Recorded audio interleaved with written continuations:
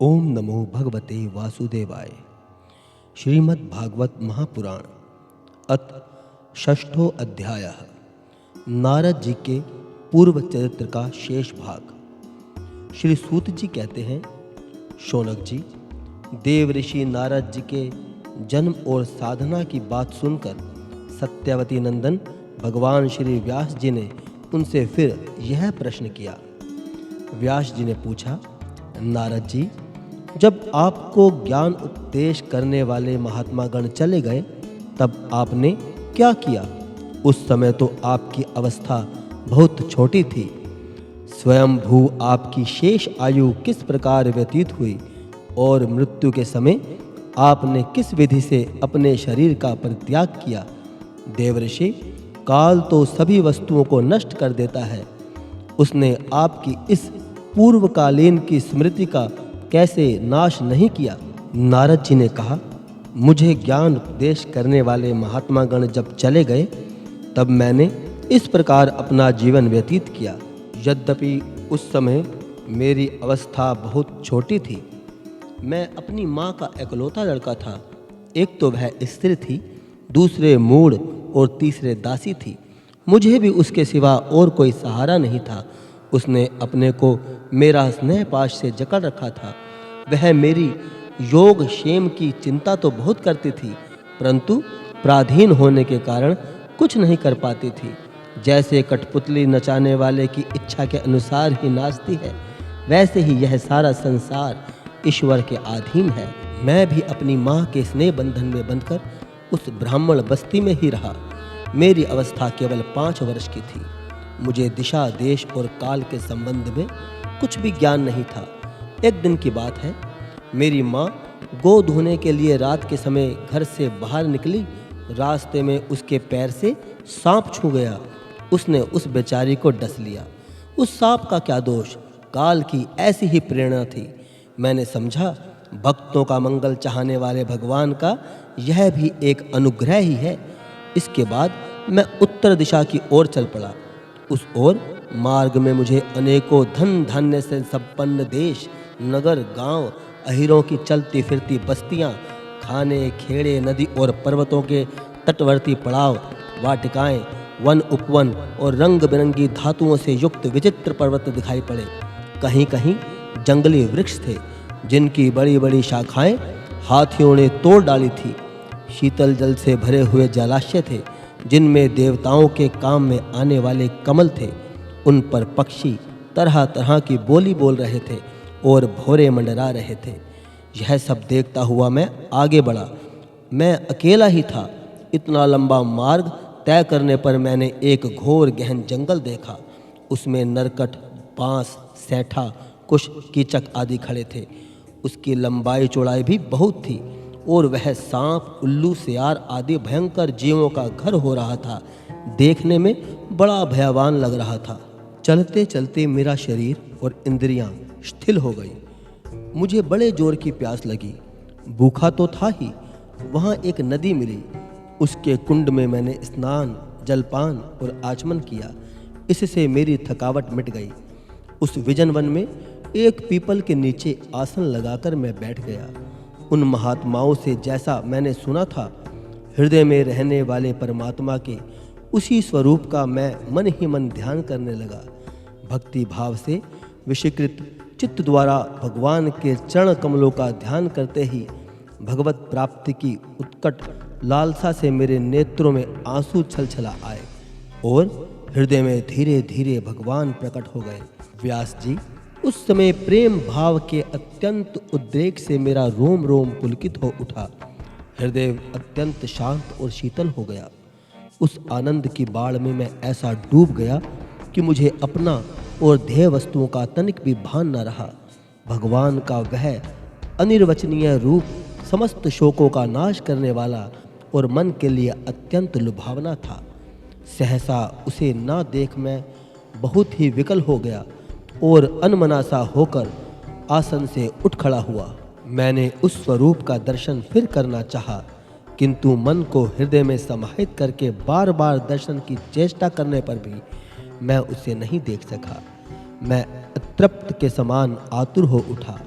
इस प्रकार निर्जन वन में मुझे प्रयत्न करते देख स्वयं भगवान ने जो वाणी के विषय नहीं है, बड़ी गंभीर और मधुर वाणी से मेरे शोक को शांत करते हुए कहा, खेद है कि इस जन्म में तुम मेरा दर्शन नहीं कर सकोगे।